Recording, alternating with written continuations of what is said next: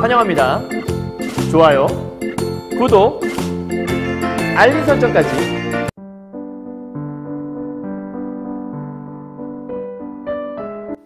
안녕하세요. 경화여고 2학년 학생 여러분, 그리고 전국에서 EBS 전국연합학력평가 올림포스 문학교재로 현대소설을 공부하신 학생 여러분 만나서 반갑습니다. 선생님은 세계 최강 국어쌤 조인수 선생님입니다. 오늘은 이제 선생님이 중간고사 끝나고 나서 이제 경화여고 학생들 중간고사 끝나고 나서 이제 기말고사를 또 준비를 해야 될 그런 시점에 왔는데요. 물론 아직 한 40일 정도 좀 남긴 했지만 이제 소설 파트는 좀 미리미리 찍어놔야 여러분이 공부를 할 수 있으니까, 그래서 혼자 공부하기 좀 힘들 것 같은 현대 소설 작품들을 하나씩 좀 차근차근 찍어보려고 하고요. 찍는 대로 또 고전 소설도 찍어서 올려놓고, 현대 시와 고전 시가는 이미 다 유튜브에 올라가 있으니까 이제 소설 파트를 저번에는 시간이 없어서 많이 못 찍었는데 이번에는 최대한 현대 소설 5편과 고전 소설 5편을 다 찍어서 올려드릴 예정이니까 공부하는데 조금이나마 도움이 되었으면 좋겠네요. 자, 오늘 첫 번째 작품으로 뭘 공부할 예정이냐면 고기잡이는 갈대를 꺾지 않는다라고 하는 김주영. 우리 학교에 김주영 선생님 계시는데요. 그죠? 음악 선생님. 다재다능한 음악 선생님인데 체육도 잘하시고 뭐 여러모로 이제 뭐 힘도 좋으시고 그런 김주영 선생님이 계신데 이제 동명이인이죠. 김주영이라는 작가가 지은 고기잡이는 갈대를 꺾지 않는다라는 작품이 되겠는데요. 사실은 제목에 의미가 있긴 있어요. 그런데 여러분이 보고 있는 이 본문 엄밀하면 전체 작품 중에서 정말 일부분이거든요. 거의 한 몇십 분의 1도 안 되는 정도? 그래서 좀 긴 작품 속에서 실제로 지금 이 제목이 우리 본문에 실려 있는 것과는 조금 다른 의미를 좀 지니고 있어서, 요 고기잡이는 갈대를 꺾지 않는다가 무슨 얘기냐면, 여러분 사실 고기라는 게 갈대가 있어야 그 안에 고기들이 이제 모인다고 하거든요. 그러니까 보통 이제 갈대 사이에 고기들이 많이 모여 살아서 이렇게 그물만 가지고서 갈대 사이 이렇게 막 뒤적뒤적하면 거기 이제 물고기들이 나와요. 그래서 사실은 진짜 고기잡이들은 갈대를 꺾지 않는다는 거예요. 쉽게 말하면 뭔가를 낚기 위해서는 없애지 말아야 할 것들이 있는데 이렇게 갈대를 꺾어버리면 고기를 낚을 수가 없잖아요. 그러니까 약간 뭐 조화 또는 공존 이런 것과 관련 있는 게 이 제목의 뜻을 갖고 있는데, 그러한 내용과 연관되는 것은 다른 본문 속에 들어있고 우리 본문에는 그런 내용은 없어요. 그럼 우리 본문에는 어떤 내용이 있냐? 우리 본문 내용은 바로 이러한 내용들이 들어있어요. 자, EBS 올림포스 교재에도 있긴 하지만 사실은 전국연합학력평가에서 보기에 이런 내용들을 제시를 했거든요. 읽어보도록 하죠. 작품을 감상할 때는 내 맘대로 감상하는 게 아니라 여기서 문제에서 제시한 대로 감상을 해보는 거예요. 자, 이 작품을 감상할 때는 그날 밤을 전후로 해서 그러면 이 작품 속에서 중요한 건 그날 밤이라는 게 중요하다는 거거든요. 그날 밤이 뭔데? 일단 시간적인 배경이고요. 달라지는 인물의 행동과 심리, 사건의 전개, 양상이 드러난다. 요걸 압축한 게 요거네요. 그러니까 그날 밤 이전의 어떤 사람의 심리와 그날 밤 이후의 심리가 달라진다고 하는 거니까 이 작품 속에서 우리가 알아야 될 것들은 그날 밤에 도대체 무슨 일이 있었는지, 이 그날 밤이라는 게 언제 나타나는지 보고요. 이 그날 밤 이전의 심리, 그리고 이후의 심리, 아마 인물의 심리가 되겠죠. 그렇다면 요 인물이 누군지를 또 알아야 되니까 잠깐 인물 체크를 하고 넘어가도록 하죠. 선생님이 항상 소설 정리할 때마다 그 인물들에 대해 정리를 해드리는데, 요거는 어디에 이제 써 있는 건 아니고 선생님이 이제 글을 읽고 나서 이 인물이 이러한 특징들이 있는 것 같다라고 선생님이 정리한 부분이니까 여러분도 여러분 나름대로 정리를 해보시고 선생님이 정리한 거랑 비교해보시면 좋을 것 같아요. 자, 요 안에 등장인물 정확히 말하면 3명이 나오는데 우리 본문 속에는 어머니가 나오고 나가 나와요. 그럼 나가 나온다는 건 당연히 1인칭 화자, 그러니까 1인칭 서술자 시점이라고 볼 수 있겠죠. 1인칭 주인공 시점에 볼 수 있는데 사실은 나 말고 아우도 나오거든요. 근데 아우는 일단 좀 빼고 어머니하고 나만 보도록 할게요. 자, 어머니가 요 안에서 지독이라고 해요. 이 지독이 뭐냐면 여러분 책에도 설명이 들어있는데 종이를 빻아서 만든 독이에요. 그러니까 종이를 빻아서 만든 그릇이라고 생각하면 될 것 같아요. 그 항아리 속에 곡식을 남몰래 엄마가 모아놓거든요. 근데 요거는 이제 다른 사람들이 못 건들게 뭔가 조치를 취해놔요. 이따 본문에서 얘기해 줄게요. 그러니까 이렇게 남몰래 모으던 부분은 누가 이걸 만지지 못하도록 경계하는 모습이 들어있는데 사실 요거를 이제 나가 이제 아우하고 이제 같이 해서 엄마가 저 다락방에 절대 가면 안 돼! 라고 얘기하는데 다락방에 올라가서 엄마가 도대체 뭘 보는 거야? 하고 결과적으로 찾아내게 돼요. 그래서 요 지독 속에 곡식이 있다는 걸 발각된 후에는 엄마가 화를 낼 줄 알았거든요. 왜냐하면 하지 마라고 했는데 했으니까. 근데 엄마가 오히려 이게 발각되고 난 다음에 화를 내지 않고 이거를 그냥 개방해버려요. 그래서 경계심을 가지고 있다가 경계심을 놓아버리는 엄마의 모습이 드러난다는 거예요. 자, 이러한 상황 속에서 1인칭 화자인 나는 어머니의 그 은밀함에 대한 처음에 호기심. 왜? 엄마가 우리 몰래 다락방에 들어가서 뭔가를 하는 거야.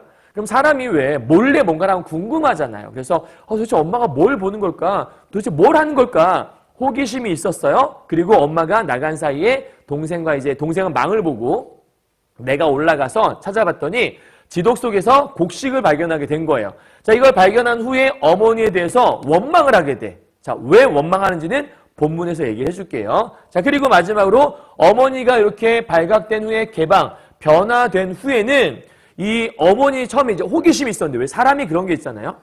몰래 하면 호기심이 있는데 대놓고 해버리면 호기심이 생기기 쉽지가 않잖아요. 그래서 엄밀하게 말하면 호기심이 다 해소되는 건 아닌데 좀 뭔가 신비로운 뭔가 일이 있지 않았을까? 그런 신비로운 마음들이 조금은 없어지는 모습들이 등장하게 됩니다. 자, 이러한 내용들을 이제 본문 살펴볼 건데 그러면 우리 본문을 볼 때 작품 전체를 보는 게 아니라 우리 책에, 왜냐하면 이번 시험 범위는 우리 본문만 나올 거니까 이 본문을 볼 때는 어떤 것들에 포인트를 맞춰 봐야 될까? 그러면 포인트를 이렇게 잡아보시면 되겠어요. 이건 선생님이 잡아준 거니까 이 글을 읽을 때 나중에 글 다 읽고 나서 작품을 다 분석한 후에는 요 5가지에 대해서 말할 수 있으면 된다는 거거든요. 자, 보죠. 첫 번째, 그날 밤에 어떤 사건이 있는데 그 사건이 미친 영향이 무엇일까? 예를 들면 그날 밤의 사건을 통해 내 생각이 긍정에서 부정으로 바뀐다든가 뭔가 일이 있었다는 얘기예요. 다음 두 번째, 지독 속에 곡식이 들어있었어. 그 곡식이라는 게 어떤 의미를 가지고 있거든요. 이제 그게 무엇일까 생각해 봐야 되고요. 세 번째, 함정의 모순이라는 되게 이상한 좀 약간 철학적인 말이 나오거든요. 함정의 모순이란 건 무슨 뜻이 있을까? 이걸 알아야 되고요. 네 번째, 아우의 반란. 그러니까 아우가 뭔가 반발을 하나 보죠. 그럼 아우가 반란을 일으킨다라는 건 무슨 의미가 있을까 찾아봐야 되고 마지막 5번째로 고미다락 사건. 바로 이 고미다락 사건이 그날 밤의 사건이거든요. 이 고미다락 사건이라는 게 가지는 의미가 있어요. 그러니까 고미다락 사건은 곧 어떤 것들을 상징적으로 보여준다. 요걸 맨 마지막에 밝히는 게 이제 이 작품의 핵심이라고 볼 수 있습니다. 그렇다면 만약에 이 작품이 시험에 나온다면 예측하건대 요 5개를 가지고 활용해서 문제를 출제할 수 있을 것이고 그 외에는 뭐 전개 방식을 물어보던가 아니면 내용 확인 문제를 물어볼 수 있겠죠. 또는 보기를 바탕으로 이해하는 문제를 만들 수 있을 거니까 요 5개 머릿속에 잘 담아두시고 적어두시고 본문 가시면 될 것 같아요. 준비됐나요? 자, 그러면 잠깐 책을 아직 안 읽었다. 나는 문제 아직 안 풀었다. 그러면 잠깐 스탑 해놓으시고 본문 가서 읽어요. 읽는데 몇 분 안 걸려요. 금방 보니까 살짝 읽으시고 내용 속에 나는 어떤 생각 갖고 있고 엄마는 어떤 생각 갖고 있지? 그래서 잘 읽어보신 다음에 나는 근데 읽었는데 뭘 공부해야 될지 모르겠어. 자, 그러면 이제 선생님 강의를 들으시면 되는 거예요. 알겠죠? 자, 가봅시다. 첫 번째요. 적어도 그 다락 속에는 자, 이제 다락 속이라고 하는 하나의 공간적인 배경이 등장을 하네요. 그러니까 지금부터 일어날 사건들은 다락 속이라고 하는 공간에서 뭔가 일이 벌어질 건가 봐요. 자, 다락 속에는 어머니의, 자, 항상 소설 읽을 때 소설의 3요소 항상 선생님이 얘기하고 있죠?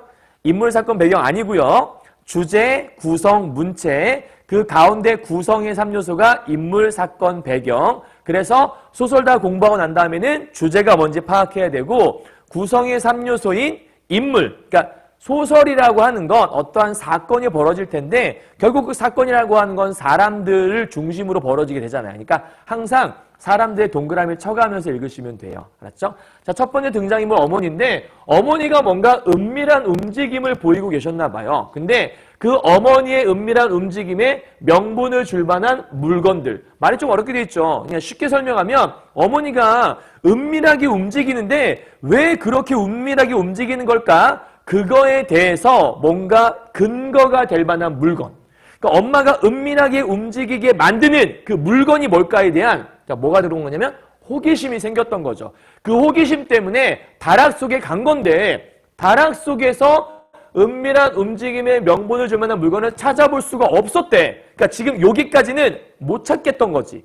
근데 그러나 그럼 반전이죠. 못 찾겠다.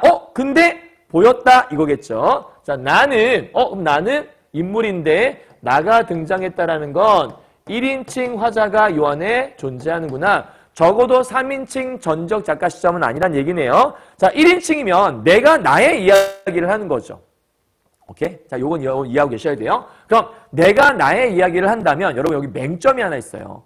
3인칭 전적 작가 시점은 서술자가 이 안에 등장하는 모든 인물들을 다 안다는 듯이 신적인 위치에서 이걸 다 바라보는 거잖아요. 그런데 1인칭 화자가 등장하게 되면 1인칭은 나에 대한 얘기는 알 수 있지만 남에 대한 사건, 여러분 독심술이 있거나 내가 신적인 존재가 아니라면 남의 심리까지 읽어내기는 쉽지 않겠죠. 이 얘기를 잠시 후에 할 거예요. 더 돌아와서 1인칭 화자인 나는 곧 그것을 발견했다. 그럼 그것이 뭐예요, 여러분? 논리상 봐요. 파악을 하시면 돼요. 어머니가 왜 그렇게 움직이는지, 왜 그렇게 은밀하게 움직이시는지 그 증거가 될 만한 물건을 내가 못 찾았는데 근데 나 그거 찾았다. 이런 얘기니까 당연히 그것은 이걸 얘기하는 거겠죠. 그러니까 내가 찾고자 했던 호기심의 물건을 찾은 거예요. 해답도 얻어낼 수 있었다. 그럼 이제 해답을 말하겠네요. 약간 좀 추리소설 같다. 그죠? 자, 그것은 무심코 지독. 아까 얘기했지만 지독은 종이를 빻아서 만든 독이라고 얘기했죠. 사실 지독이 의미하는 건 여러분 책에는 그냥 그렇게만 나와 있잖아요. 종이를 삶아 짓지어서 만든 독. 원래 그 장독, 그러니까 항아리를 만들 때는 이제 흙을 잘 웅겨서 옹기 이런 걸 만드는 건데 종이를 빻아서 만들었다는 얘기는 그만큼 집이 가난하다는 뜻도 돼요. 그래서 지독이라는 것들이 의미하는 건 가난하기에 이용하는 것이 바로 이 지독이라고 볼 수 있거든요. 그래서 이 지독, 항아리라고 생각하시면 돼요. 항아리의 뚜껑을 열어봤을 때였다. 자, 뭔가가 들어있겠죠. 항아리니까. 지독의 뚜껑을 열어 제치는 순간 나는 굳어버린 듯 그 자리에 꼼짝할 수 없었대요. 그러니까 내가 지금 꼼짝할 수 없다는 거는 뭔가 딱 발견하자마자 이거잖아요. 그죠? 그러니까 깜짝 뭐 한 거죠? 놀라움 때문에 꼼짝할 수 없겠죠.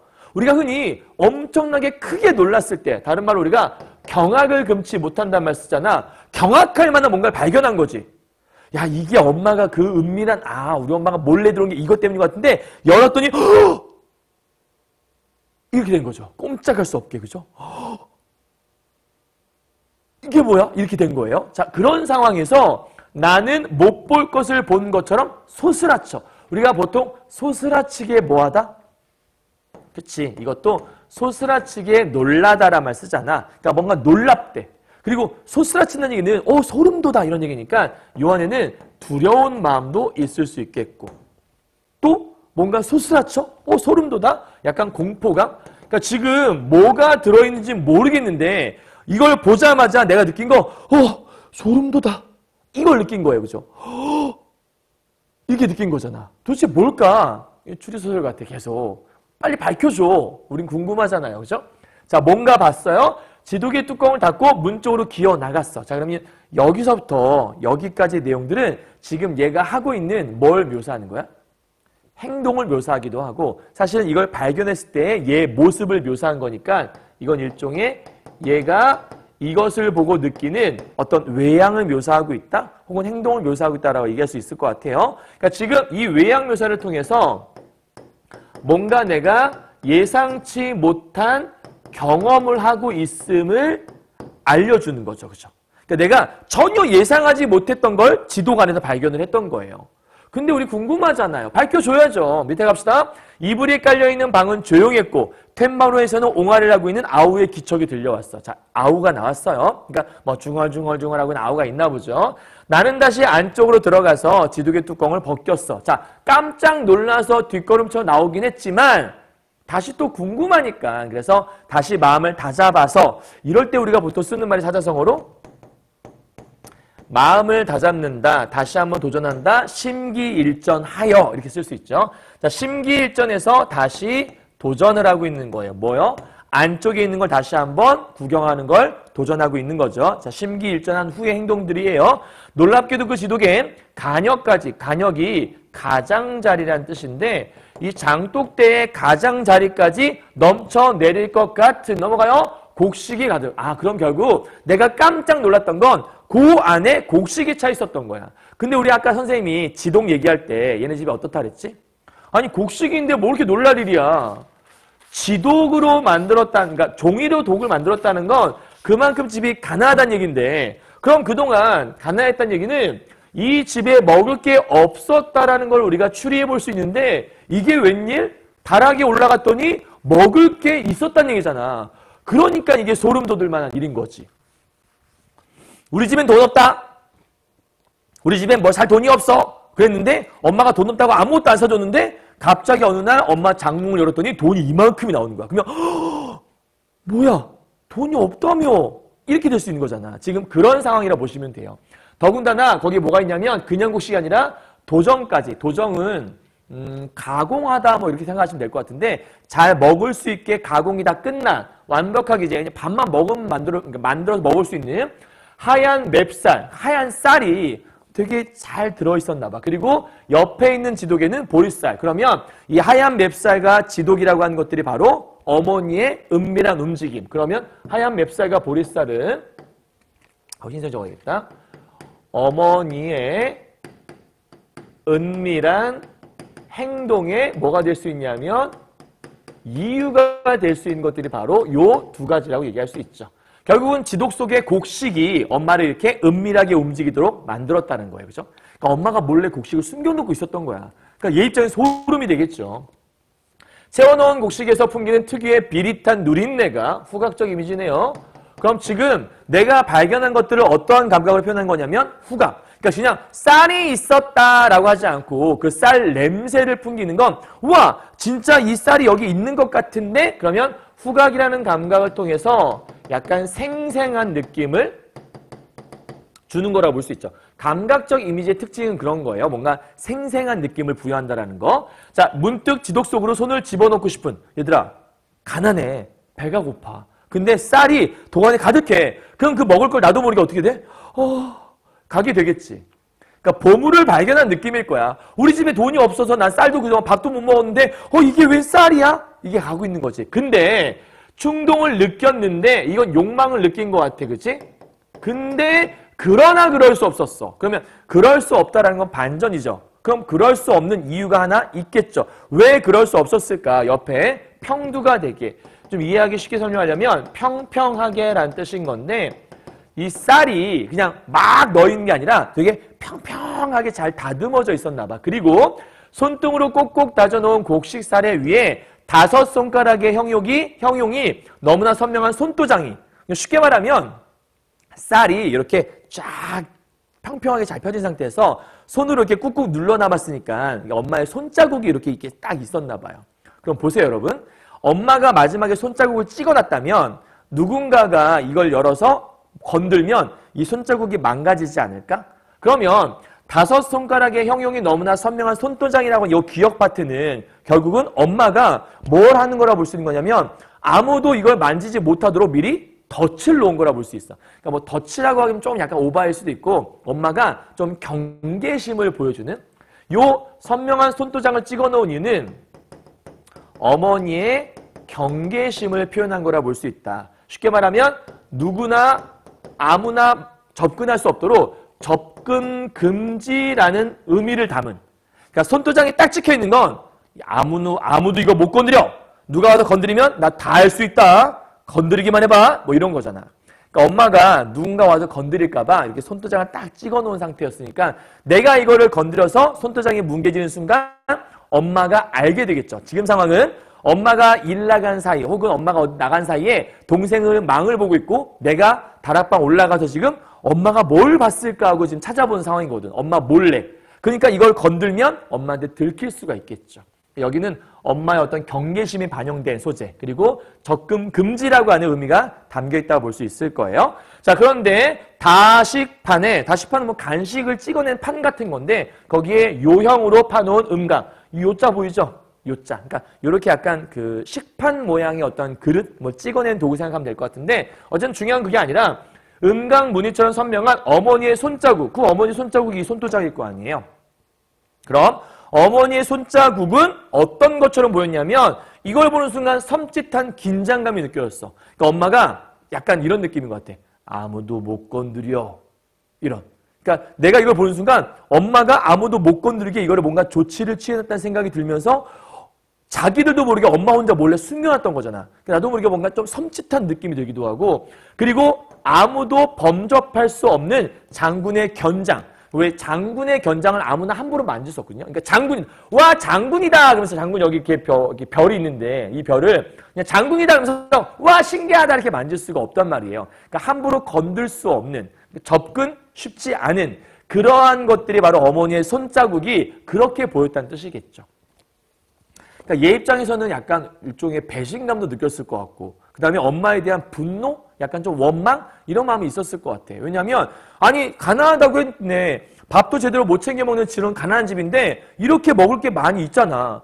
그럼 드는 생각에 엄마 혼자 먹었나도 생각할 수도 있겠고 아니면 아니 왜 우리한테 이걸 주지 않은 거지? 이런 의아심이 들 수도 있겠고 그죠? 넘어가 보죠. 같은 것이었다. 내가 만일 그 쌀떡 속을 해적여 놓게 되면 내가 만지면 어머니는 당장 다른 사람의 범접을 눈치채게 될 것이다. 범접은 뭔가를 건든다, 침범한다는 뜻이니까 내가 여기에 침범했다는 것을 엄마가 알게 될 거야 이런 뜻이라고 볼 수 있겠죠. 자, 그래서 어머니가 곡식을 다루는 꼼꼼한 경계심 나오네. 지금 이 손바닥에는 어머니의 뭐가 반영되어 있는 거다?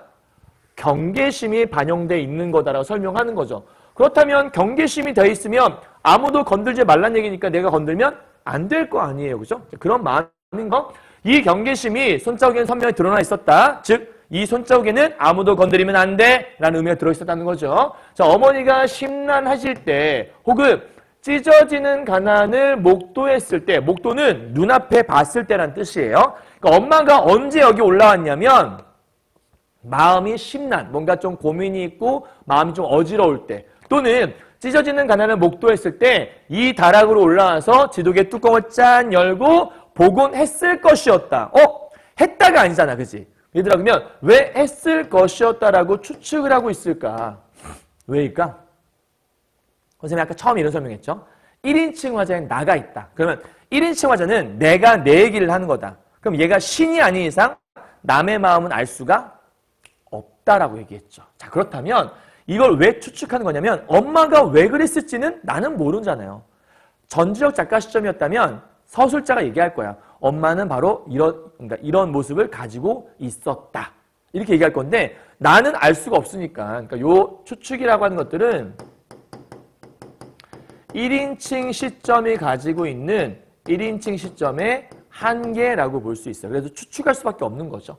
그리고 어떤 때는 우리 형제들을 밖으로 내몰고 몰래 지도개 곡식을 채워왔을 것이다. 또 추측이네요. 자, 그러면 이 추측과 이 추측은 전부 다 1인칭 시점의 한계. 나는 오랫동안 지도개를 물끄러미 바라보며 앉아 있었다. 이 많은 곡식을 다락 위에 채워두고도 곡식이 이렇게 많은데도 우리 세 식구는 속절없이 배를 지려왔다. 우리 집은 되게 가난하게 배고픈 삶을 살고 있었다. 그럼 얘들아 봐. 여기 곡식이 이렇게 채워왔대. 그럼 지금 현재 곡식이 이렇게나 많은데 그럼 먹으면 되잖아. 근데 어떻게 이렇게 배고프게 살 수 있었지? 그러면 얘하고 얘는 정말로 어울리지 않는 상황인 거죠.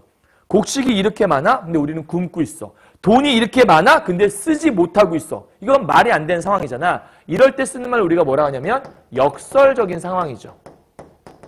이 역설적인 상황을 우린 다른 말로 모순적인 상황이라고 하는 거예요. 그래서 밑에 함정의 모순이라 써 있는 거야. 그러니까 엄마가 여기서 엄마가 스스로 파놓고 있는 함정의 모순. 왜 함정의 모순이란 말 썼겠어요? 이 함정의 모순이 갖고 있는 건 엄마는 열심히 쌀을 모으고 있어. 왜 모았지? 배부르게 부자가 되기 위해 혹은 우리 가족 먹여 살리려고 쌀을 모았을 거야. 근데 목적은 가족을 배불리게 먹기 위해 쌀을 모았는데 정작 그 모은 쌀은 그러니까 가족을 배부르게 하지 못하고 있잖아요. 그죠?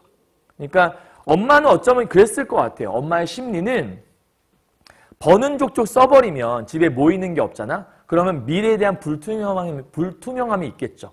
어머니는 아마 집이 힘들 때마다 이 쌀독에 쌀을 보면서 그래도 우리 집엔 이렇게 쌀이 있으니까, 돈이 있으니까 그래도 나중에 우리 집은 좀 이렇게 마음이 좀 넉넉하겠지? 그러니까 일종의 함정의 모순이란 이 부분은 어머니가 아마도 조금 물질적인 어떤 만족, 그러니까 쉽게 말하면 육체적인 만족보다는 좀 정신적인 만족? 그러니까 어머니가 이렇게 해서 했던 가장 큰 이유는 아마도 여기다 쓸까요? 아마도 어머니의 정신적인 만족을 위한 게 아니었을까. 그러니까 왜 어머니는 도대체 이렇게 많은 쌀을 그냥 쟁여만 놓고 쌓아만 놓고 먹이지 않았을까. 어머니는 이걸 보면서 그냥 뿌듯했을 거야. 그냥 그래 그래도 우리 집은 부자니까 먹을 게 많으니까 뭐 부자까지는 아니어도 먹을 게 이렇게 많으니까 괜찮겠지? 반대로 얘기하자면 이 쌀을 먹어서 점점 줄어드는 걸 보면 미래에 대한 불안감이 있었을 거거든요. 그러니까 지금 현재 어떤 상황이냐면 아버지가 계시지 않아요. 아버지를 여인 상태에서 엄마 혼자서 열심히 지금 아이를 키우고 있는 상황인데 그런 상황에서 계속 먹을 게 줄어만 가면 엄마가 얼마나 마음이 불안하겠어요. 그러니까 그 때문에 계속 곡식을 이렇게 쌓아가고 있는 모습이 있는 거죠. 근데 문제는 열심히 애들을 잘 먹이고자 벌었던 그 쌀들이 여전히 아이들을 배고프게 만들고 있으니까 엄마는 나름대로 뭔가 열심히 일을 했지만 빠져나올 수 없는 함정에 빠진 느낌이 될 수밖에 없을 거예요. 그죠? 그러니까 사실은 여기서 쉽게 빠져나오기는 어렵겠죠. 왜냐하면 이걸 그렇다고 먹자니 불안할 것이고 또 안 먹자니 애들은 계속 배고플 것이고 그래서 이런 상황 속에서 애들은 계속 배고프고 계속 돈은 계속 쌀은 모으고 있을 거니까 그죠? 그런 상황일 거예요. 자, 그래서 이런 함정의 모순을 어떻게 사겨내야 할지. 그러니까 무슨 얘기냐면 사겨내는 건 나거든. 나는 어머니 스스로가 파놓고 있는 함정의 모순, 저 어머니가 하고 있는 이 행위를 내가 어떻게 사겨내야 되지? 사귀는 건 진정한다는 뜻이니까 말을 좀 쉽게 이해하려면 이해해야 할지 이런 뜻일 거야. 그러니까 나는 도대체 엄마의 저런 알 수 없는, 이해할 수 없는 저런 모순적인 행동을 내가 어떻게 이해해야 할지 전혀 궁리가 닿지 않았다. 그러니까 내 입장에서 엄마가 이해가 안 되는 거죠. 그냥 먹으면 되는데 우리 가난을 굶고 있는데 왜 저러고 계시는 거야. 그 밑에 봐요. 그때처럼 어머니를 미워했던 적은 없었다. 즉 어머니에 대해서 뭐하고 있는 모습이야? 원망하고 있는 모습이죠. 여러분 같아도 원망하지 않겠어요? 아니 쌀이 있는데 왜 밥을 안 해줘? 그죠? 그런 상황이겠죠. 단 한 톨의 손상인들 결코 용납하지 않겠다는 어머니의 섬찟한 의지.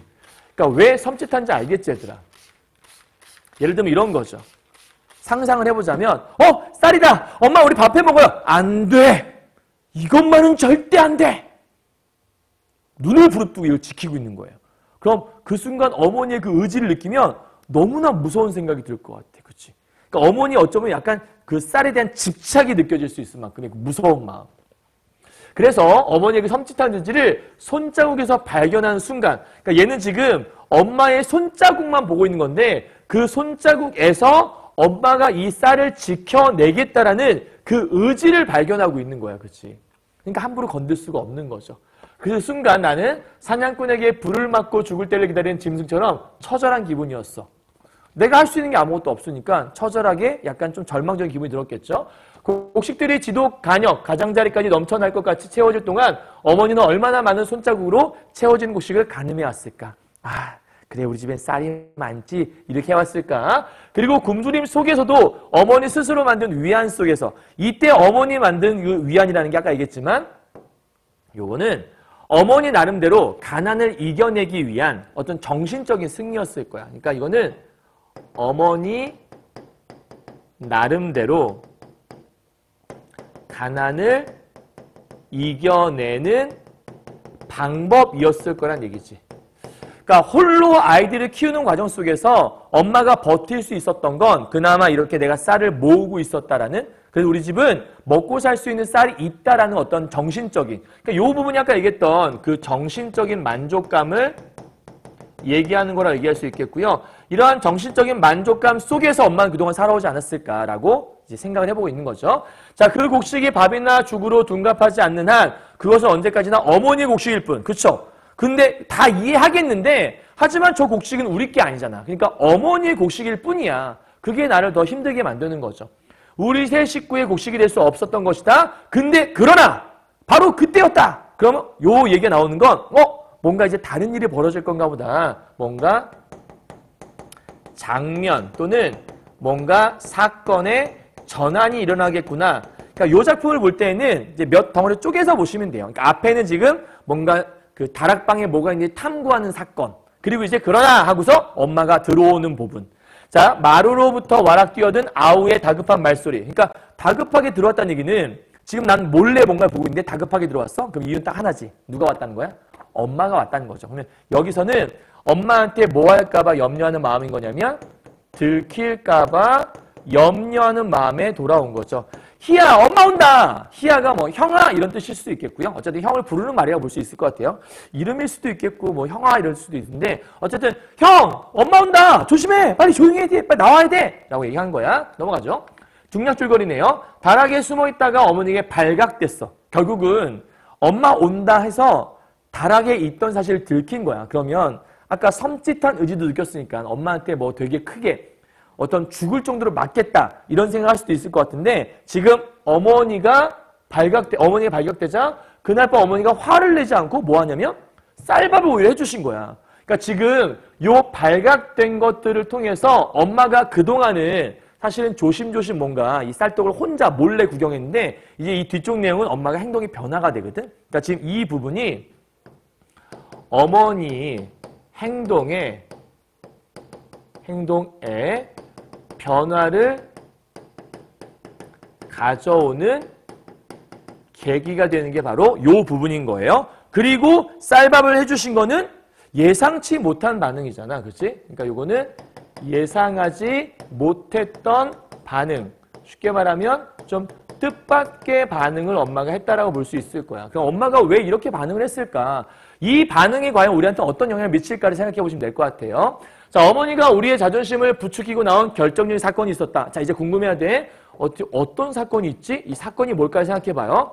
우리의 자존심을 부추겼대. 그러니까 이게 어머니가 우리의 자존심을 이렇게 건든 거지. 이렇게 살짝살 건드려서 우리 자존심을 통해서 뭔가를 하게 만들었나 봐. 그게 뭔지 보죠. 그것은 갑자기 너무 많은 양의 밥을 먹고 난 뒤 설사에 부대끼느라고. 그러니까 그동안 쌀이 없다고 밥을 못 먹었는데 엄마가 이제 큰맘 먹고 그 쌀로 밥을 되게 많이 줬나 봐. 그러니까 얘 입장에서는 못 보던 밥이니까 막 미친 듯이 먹었겠죠. 미친 듯이 먹고 설사 막 하고 그랬나 봐. 근데 그날 밤 나오네. 우리 처음 얘기했어. 그날 밤 이전과 그날 밤 후니까 이 그날 밤은 뭐냐면 엄마한테 들킨 날 밤이겠죠.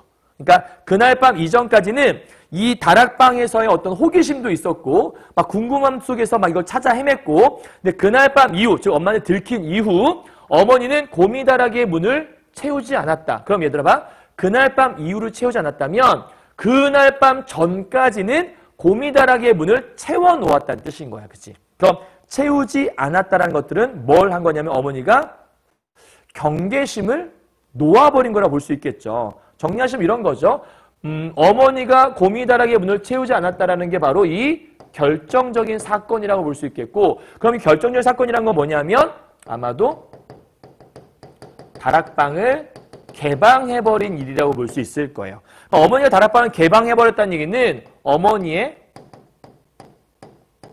태도 변화가 나타난 거라고 볼 수 있겠고 이 어머니의 태도 변화는 곧 어디로 이어질 수 있냐면 경계심을 더 이상 여기다가 보이지 않았다라는 거야. 그러니까 더 이상 경계하지 않고 누구나 들어갈 수 있도록 그냥 개방해버린 거죠. 자, 다락에 대해서는 특별한 여기 써있네. 경계심 갖고 채워두기를 게을리하지 않던 어머니가 지금이 아니라 과거에 그날 밤 전에는 이렇게 경계심을 갖고 있었고 채워두기까지 했던 거는 그날 밤 전의 모습인데 이제는 이걸 채워두지 않고 경계심도 놓아버렸다는 얘기인 거죠. 어머니가 채워둔다는 수칙. 자, 채워둔다는 수칙은 곧 뭘 얘기하는 거냐면 어머니의 경계심을 얘기한다고 얘기할 수 있겠죠. 이 경계심을 스스로 깨뜨렸다는 뜻이니까 경계하지 않게 되었다.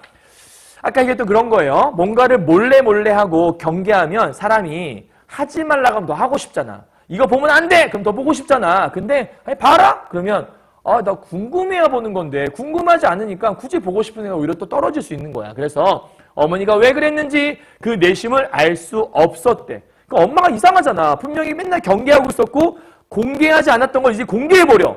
그럼 엄마가 왜 갑자기 공개하는 거지? 궁금증이 될 수밖에 없겠고 한동안 지난 후에 그것을 발견했던 우리는 채워진 다락에 대해서 가졌던 강렬한 호기심, 그러니까 처음에 그 호기심이죠. 이 호기심보다 더욱 강렬하게 다락의 일에 빨려들고 말았대. 무슨 얘기냐면 처음엔 호기심이 막 가득했었는데 이제는 엄마가 공개해버리니까 아니 도대체 저 다락방을 왜 공개한 거지? 더 궁금하기 시작했어.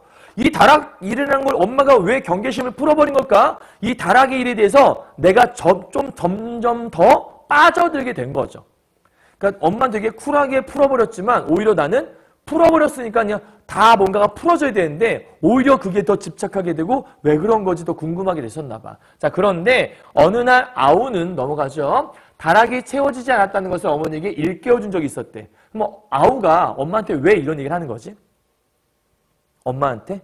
그러니까 봐봐 얘들아. 다시 한번 돌아서 다락에 대해 가졌던 강렬한 호기심은 얘네들이 가졌던 처음의 감정이잖아. 근데 이 처음의 감정이었던 것들이 이제 더욱 강렬하게 다락에 빨려들었으니까 이러한 감정으로 바뀌게 되었다라고 볼 수 있는데 그럼 이 아우와 나의 입장에서는 엄마가 채워놔야 될 것들을 채우지 않고 공개했는데 왜 그런지 이유도 설명 안 하니까 우리 입장에서는 엄마 왜 그래요? 이거 다락 안 채워놨어요. 라고 말하고 싶은 걸 거야. 그러니까 여기서 이렇게 일깨워준 적이 있다는 거는 다시 엄마가 잠그기 바라는 마음이 있었겠지. 엄마 여기 뭔가 비밀이 있는 곳이고 잠궈놔야 하니까 여기 아무도 못 들어가게 잠궈놔야 되는 거 아니에요? 정확히 말하면 얘네들은 이미 곡식이 있다는 걸 알게 됐잖아.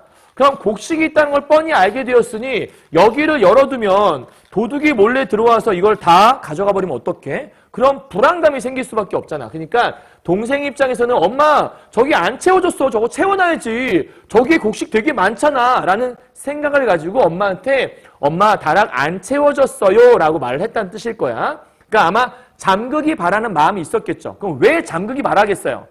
아까까지는 엄마 혼자서 그 곡식을 막 아둥바둥 지키고 있던 거야. 근데 이제는 거기에 곡식이 있다는 걸 나와 동생이 다 알아버렸잖아. 그러니까 동생 입장에서는 이 곡식이 있다는 걸 아는 순간 이 곡식에 대한 나름대로 책임감이 생긴 거죠. 그래서 엄마 저기 잠궈놔야지. 누가 가져가면 어떡해. 이런 마음 아니었을까? 그러나 어머니는 코대답만 했대. 코대답은 뭐 이런 거잖아. 그러니까 대충 약간 좀 건성으로 대답을 할 뿐 화들짝 놀라서 단속칼을 들지 않았대. 그럼 단속칼을 들지 않았다는 것들은 여전히 엄마는 경계심을 보이지 않는 거니까 엄마는 여전히 경계심을 해체한 상태로 있는 거네요. 그죠? 아, 엄마 왜 이러지? 궁금하네요. 그렇다고 어머니가 다락 출입을 중지해버린 것도 아니래. 그러니까 경계심을 이렇게 푼 다음에 야, 그래도 들어가지 마. 이렇게 얘기하지 않았어. 그러니까 아무 때나 들어갈 수 있는 공간이 돼버린 거야. 옛날과 다른 점이 있다면 우리가 바라보는 그 앞에서 그곳을 출입하기 시작했다. 그러면 그 전에는 엄마가 우리 몰래 들어갔었는데 이제는 대놓고 들어가는 거야. 그리고 조마조마하고 비밀스러운 발자국 소리를 냈었는데 이런 거 없어. 우리들 몰래 길게 뭐라 숨소리? 이런 것도 없어. 그 뒤로는 들을 수 없게 되었다는 것이었다. 그러니까 엄마가 되게 쿨해진 거야. 그치? 어머니는 자주 어리가 저리다는 등 청소를 해야겠다는 등 혼자 소리로 다락 출입구의 고초를 놓아놓고 했대. 그러니까 지금 엄마가 다락을 원래 올라갔다 내려갔다 하면 힘들 수밖에 없잖아. 그러니까 다락이 있는 게 뭐 대단한 게 아니다라는 그런 반응을 보이고 있어. 아, 볼 테면 봐. 아무것도 없어. 봐. 그냥 뭐 너네 올라가도 돼. 약간 이런 셈인 거잖아. 그러니까 요 부분들은 어떤 느낌이 드는 거냐면 요 밑에 써있네. 요렇게 일상적인 행동 또는 이런 일상적인 정확히 말해 여기는 말이겠죠. 혼자 소리니까. 이런 일상적인 말들이 우리에게 있어서 거기에 뭔가 신비로움이 있었다는 걸 이제는 희석시켜버리는 거지. 그러니까 처음엔 되게 신비로운 공간이었어, 우리한테. 근데 이렇게 일상적인 얘기를 해버리니까 아, 뭐야, 저기 신비로운 공간이 아니라 일상적인 공간이야? 그래서 밑에 다락에 대한 신비감을 반감시켰다. 그러니까 완전히 없어진 것 같지는 않고 신비감이 조금 절반으로 줄어들었다는 뜻인 것 같죠? 자, 근데 그렇다고 해서 다락에 대한 넘어가요. 원천적인 호기심이 희석되진 않았대. 쉽게 말하면 얘네가 거기가 신비롭다는 생각이 들진 않았지만 원래부터 가지고 있던 호기심이 완벽하게 사라진 건 아니라는 거예요. 그죠? 그럼 요거 잘 써야겠죠? 신비감이 반감되었다. 그럼 어떻게 생각할 수 있어? 아, 호기심이 사라졌겠구나. 아니라는 거야. 호기심이 사라진 게 아니라 호기심은 여전히 남아있는 거야. 다만 신비롭다는 느낌만 조금 없어진 거죠. 다만 호기심의 방향이 이거네. 바뀌어진 셈이다. 그러니까 호기심이 없어진 게 아니라 호기심의 방향이 이쪽이었는데 여기로 틀어진 거지. 저기 뭐가 있을까? 예를 들면 저기 뭐가 있을까? 그러다가 아니 엄마는 왜 이걸 개방하고 있지? 왜 엄마는 이걸 채워놓지 않는 거지? 이렇게 방향이 좀 틀어졌다고 볼 수 있다는 뜻인 것 같아요. 자, 다락의 자물쇠가 채워져 있는 동안 그것은 오직 어머니의 것이었어. 이게 원래의 모습이었잖아. 정확히 말하면 그날 밤 전까지의 모습이었는데 이제는 이것이 이렇게 변화해서 그날 밤 후가 되었고, 그럼 그날 밤 후의 모습은 원래 이 책임이 누구한테만 있었냐면 어머니에게만 있던 책임이었잖아. 근데 이제 이 책임이라는 게 어머니뿐만 아니라 나와 아우에게도 생겨버린 걸로 변화가 나타난 거죠. 왜? 이제는 그 쌀이 있다라는 걸 나와 동생도 알게 되었거든. 그 전까지는 엄마 혼자 지켜내던 거였는데 이제는 나하고 동생도 이 쌀의 존재를 알았으니 여기를 비워놓는 순간 누군가가 와서 가져갈 거라는 좀 불안감이 생기겠죠. 몰랐으면 아예 지키지도 않았을 텐데 알고 있는데 어떻게 안 지킬 수 있겠어. 엄마가 없는 사이에 그러면 누가 올 수 있으니까 우리는 이 다락방을 지켜야 되는 거죠. 그러니까 엄마가 지켜라고 하지 않았는데 우리는 우리도 모르게 이걸 지키고 있게 된 거야. 그렇죠? 이해했어요? 자, 밑에 와요. 아우와 나 사이의 은연 중에 지켜진 관행에 따른다면, 관행은 뭐 관습 같은 거예요. 늘상 루틴 같은 거. 내가 학교에 생활하는 시간을 제외한 모든 시간을 아우와 짝이 되어 보낸다. 즉 아우와 내가 뭐 비슷한 행동을 하게 됐나 봐요. 심지어 측간 화장실을 가는 일조차도 행동 통일. 그러니까 지금 아우와 나의 행동이 거의 일치하고 있었다는 뜻인 거야. 모든 일을 같이 하게 되었다. 근데 또 그런데 어느 날이었다잖아. 그럼 또다시 뭔가가 전환이 일어나는 거예요. 그럼 이 전까지는 행동의 일치가 있었다? 그럼 전환이니까 이제는 행동의 일치가 아닌 게 생겨야겠죠. 그죠? 이해해서, 논리적으로 그렇죠? 행동의 일치가 있었어. 그런데 어느 날이었다? 그러면 일치되지 않는 일이 벌어졌나? 생각해 볼 수 있겠네요. 그날 우리는 한 길에 있을 아이들을 찾아서 무심코 고삿길. 고삿길은 시골 좁은 길 같은 걸 얘기해. 그 좁은 길을 벗어나고 있었다. 그때 아우는 걸음을 딱 멈췄다. 희야, 형아, 왜? 집 비워두고 우리 둘 다 나가면 안 된다. 이렇게 얘기했어. 그럼 지금 집 비워두고 우리 둘 다 나가면 안 된다는 얘기는 원래 얘네들의 행동은 지금까지는 다 통일된 행동이었잖아. 내가 나가면 동생도 나가고 동생이 나가면 나도 나가는 그런 행동이었는데 둘 다 나가면 안 돼. 요 둘 다 나가면 안 되게 되면 행동에 뭐가 일어날 수 없냐면 행동의 일치가 일어날 수 없잖아요. 그죠? 그러니까 우리는 동생하고 나하고 어느 순간부터 행동의 일치가 있었어. 이렇게 얘기했는데 행동이 통일됐었어. 근데 이 말에 따르면 형하고 나하고 지금 같이 하면 안 돼. 형 나갈 거야? 그럼 나 못 나가. 이런 얘기겠죠. 그러니까 지금 아우의 반란, 아우의 반란이 요게 지금 아우의 반란인 거죠. 그럼 아우의 반란은 뭐예요? 형, 여기를 비울 수 없잖아. 나는 못 나간다. 왜? 이 아우의 반란은 아마도 지독, 그 쌀독 있죠? 그 쌀이 들어있는 그 종이로 만든 그 독을 도둑 맞을까봐. 따옴표 칠 이유가 없네. 이 지독을 도둑 맞을까봐 뭐해서 염려가 되어서 형 혼자 나가라고 지금 얘기하는 그런 부분인 거죠. 그죠? 그러니까 이거는 그동안에 행동 통일을 했던 그런 자세가 아니라 뭔가 좀 반대, 뭔가 좀 신박한 반응이 왔던 거야. 그러니까 지금 이 모습은 형, 우리 둘 다 나가면 안 된다. 그 얘기는 나 혼자서라도 지금 나 이거 지킬래. 이런 얘기인 거죠. 우리는 어머니가 돌아온다는 보장이 없는 시각이라 종일토록 줄곧 집을 비워두고 쏟아넣기 때문이었다. 그러니까 그동안은 엄마가 안 계시면 일찍 들어온다는 보장이 없으면 우리는 그냥 집 비워놓고 자유롭게 나갔었어. 그거는 여기에 쌀독이 있다는 걸 모를 때였지. 자유롭게. 근데 그것이 어머니에게도 그랬었겠지만 우리들에게도 편했는데 그동안은 그냥 편하게 마음대로 자유롭게 다녔지. 근데 니는 가기 싫어졌나? 얘들아 사투리 쓰고 있네 갑자기. 그러니까 지금 요 얘기는 서울에서 일어난 얘기는 아니고 뭐 지방에서 일어난 약간 좀 현장감을 줄 수 있는 방언의 사용을 통해 뭐 현장감, 생동감을 줄 수 있다고 설명할 수 있을 거예요. 아니다 가고 싶다. 근데 엄마가요? 근데 왜 앙탈이고? 라고 얘기했더니 희야는 다락문이 열려있는 거 모르나? 누가 들어가서 다락문 열면 우짤랐고. 그러니까 아까까지는 별 생각 없이 그냥 싸돌아 다녔는데 이제는 얘네들에게 뭐가 생겨버린 거냐면 책임감이 생겨버린 거죠. 그럼 여러분, 요게 보여주는 건 뭐냐면 결국 이런 얘기 아니겠어? 쌀독이 존재를 알기 전까진 일종의 좀 철없는 아이들의 모습이었을 거야. 왜냐하면 책임감이 없어도 되는 시기였던 거잖아. 엄마 없어. 집에 지킬 게 별로 없어. 우리 집 어차피 가난하니까. 그러니까 자유롭게 나가서 놀 수 있었어. 근데 이제 그날 밤 이후에 거기에 쌀독의 존재를 안 그 순간부터는 엄마가 지키라고 말도 안 했는데 우리 스스로가 이 쌀독을 누가 훔쳐갈까 봐 지키고 있는 모습. 쉽게 말하면 철없는 아이의 모습이 아니라 이제 뭔가 책임감을 가진 사람의 모습. 그러니까 한바탕, 그러니까 약간 좀 한 단계 성숙한 느낌이 되는 거죠. 그죠? 그러니까 누가 시켜서 하는 일이 아니라 스스로의 의지를 가지고 이걸 지켜내고 있는 모습이 있는 거예요. 자, 그제서야 나도 뒤통수가 찌겠다. 뭔가 띵! 아, 동생이 이런 반응을 보이다니. 그러니까 되게 자기 생각에는 좀 철없어 보이는 동생이고 나와 똑같이 늘 놀던 동생이었는데 이 동생이 이런 말을 하는 순간 땡! 맞은 느낌이 들었을 거야. 우리는 한 길로 진출하려던 속셈을 바꿔야 했다. 한 길로 진출한 건 뭐지? 같이 나가서 놀려는 속셈을 바꿔야만 했대. 왜?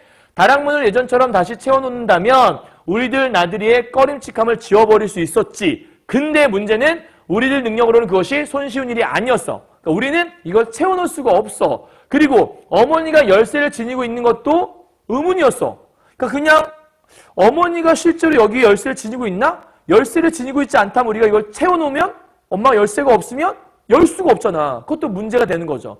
그러면 여기를 채울 수도 없고 나갈 수도 없으니까 그냥 뭐 해야 돼? 여기를 지켜야만 하는 거지. 그럼 저기서부터 여기까지 괄호를 묶어본다면 이 괄호가 보여주는 것들은 한마디로 얘기해서 집을 둘 다 나갈 수 없는 이유가 되겠죠. 이 집을 비울 수 없는 이유가 될 거예요. 자리를 둘 다 비울 수 없는 이유가 바로 이러한 이유가 되는 거겠죠. 그죠? 자, 그것이 난감했다. 나는 공연히 아우에게 쏘아붙였다. 그럼 어쩔래? 네 혼자도 집 지키고 있을래? 야, 그럼 너 혼자 있을래? 이렇게 얘기한 거야. 그랬더니 동생이 아무런 갈등도 보이지 않고 주억. 얘들아, 주억이 뜻이 뭐냐면 고개를 앞으로 이렇게 끄덕끄덕. 그러니까 천천히 고개를 앞으로 끄덕거리다. 이게 바로 주억거렸다는 뜻이거든. 앞뒤로 끄덕거리다의 뜻이야. 그러니까 이 주억거렸다는 것은 한마디로 알았어 라고 내가 긍정하고 있는 말인 거죠. 그래서 아우는 아무런 갈등도 보이지 않고 고개를 주워거렸다. 오케이 형 내가 집에 있을게 라고 얘기하는 거야. 얘 입장에 되게 신박하겠죠. 어리다고 봤던 동생이 이렇게 하고 있다니. 고개만 주워거렸을 뿐만 아니라 그때까지 좀처럼 내뱉은 적이 없던 한마디를 서슴없이 덧붙였어. 형 혼자 갔다 오느라 이렇게 얘기해요. 나 괜찮아 혼자 갔다 와 내가 지키고 있을게. 되게 어른스러운 모습 아니야? 그러한 아우의 대견함은 낯설고 놀라운 것이었다. 왜요?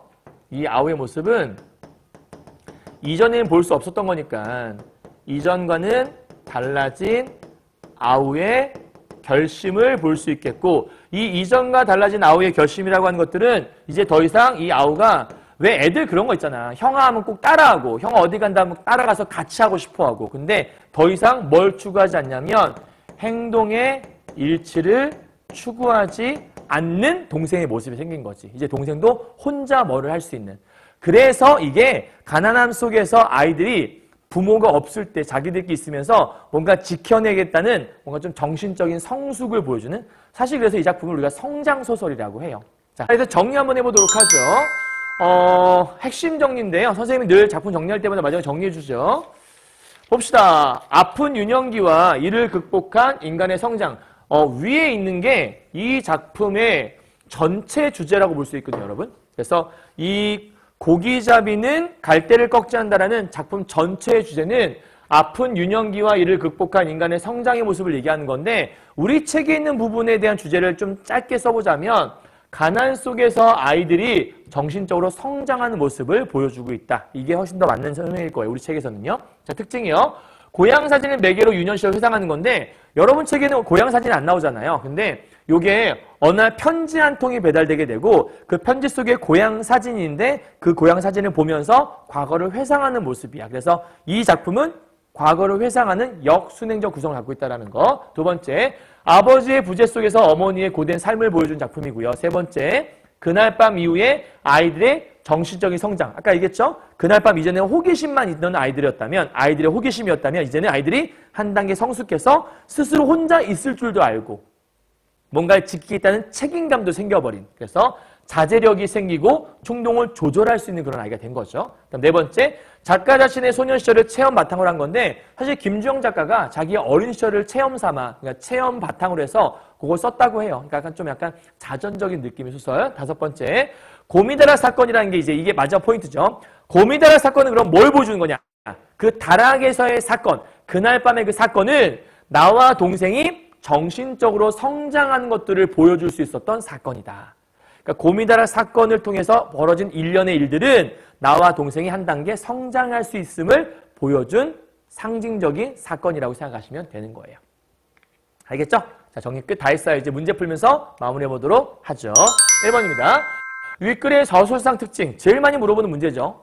시에서는 표현상 특징, 소설은 서술상 특징. 1번, 회상을 통해 주인공이 직접 경험한 사건. 아까 얘기했잖아요. 직접 경험한 사건, 나의 이야기하는 거니까 답은 누가 뭐래도 1번이죠.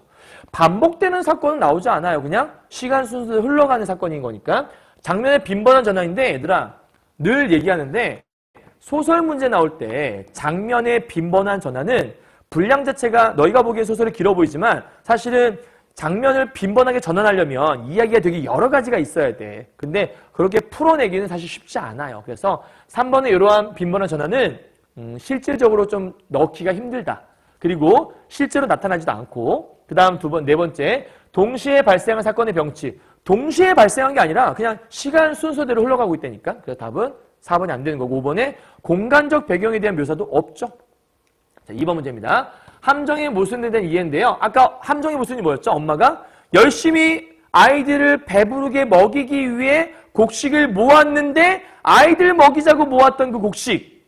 근데 그 곡식은 아이들을 배불리 하지 못하고 있어. 그렇죠? 이 둘 사이에 모순이 있다. 그 얘기가 어디 있지? 1번, 곡식을 많이 모았지만 엄마의 의도죠. 근데 정작 그 곡식으로 아이들은 먹지 못해. 답이 1번이네. 너무 쉽게 나왔다. 그죠? 오케이. 3번 갑시다. 자, 기억 부분인데요. 기억은 여러분 책에서 어떤 부분이냐면 5손가락의 형용이 너무나 선명한 손도장. 손도장 아까 뭐였지? 누구도 범접할 수 없게 경계심을 보여주는 엄마의 의지니까 오케이. 2번이요. 니은이 어디니? 마루로부터 왈락 뛰어든 아우의 다급한 말. 엄마! 아니, 형아! 엄마 왔다! 이 부분이거든? 거기는 어머니가 허용하지 않는 공간에 출입할 것을 들킬까 염려한 거. 그쵸? 맞는 말이네요.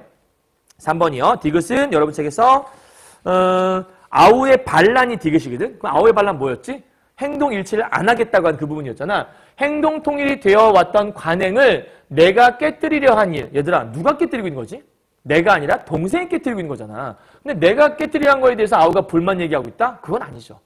이 아우는 불만이 아니라 걱정과 염려를 담고 있는 거지. 그러니까 답은 3번이 될 수밖에 없는 거죠. 4번, 5번 읽어보세요. 넘어갑시다. 4번 참고로 요거는 아까 그거였죠. 함께 놀고 싶은데 엄마가 열쇠가 없으면 잠그면 안 된다. 그래서 제동을 걸린 이유라고 얘기했던 거니까 이해하시면 돼요. 4번이래. 4번 문제 풀고 마무리합시다. 가십시다. A예요. A는 이전이고요. 그날 밤 이전. B는 이후예요.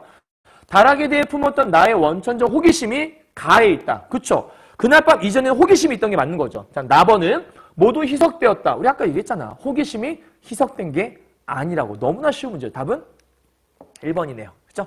나머지 보나 마나니까 다 맞는 말이니까. 자, 끝. 여기까지 고생했어요.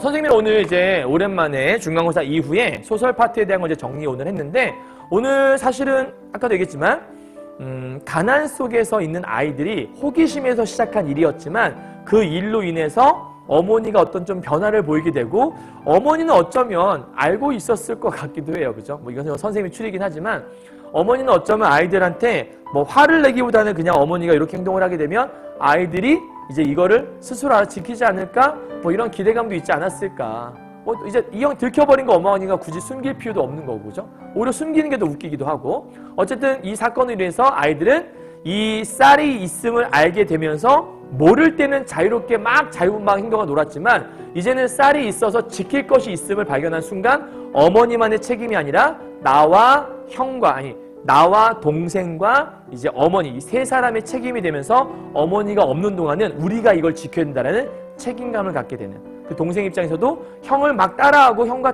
행동 통일만 추구했던 게 아니라 형 나가고 나 혼자서 이걸 지키겠다는 어떤 책임감을 보여주는, 이래서 어떤 아이들의 정신적인 성숙을 보여주는 그런 소설, 그래서 성장소설임을 여러분 잊지 않으시면 좋을 것 같습니다. 되셨죠? 여기까지? 자, 여기까지 고생했고요. 우리 다음 시간에는요, 선생님이랑 같이 어떤 작품 볼 거냐면 김원우의 아득한 나날이라는 작품들을 강의할 건데요. 그 작품 볼 때까지 또 열심히 공부하시면 좋을 것 같습니다. 자, 이번 기말고사 화이팅해서 잘 보도록 합시다. 여러분 수고하셨습니다. 안녕!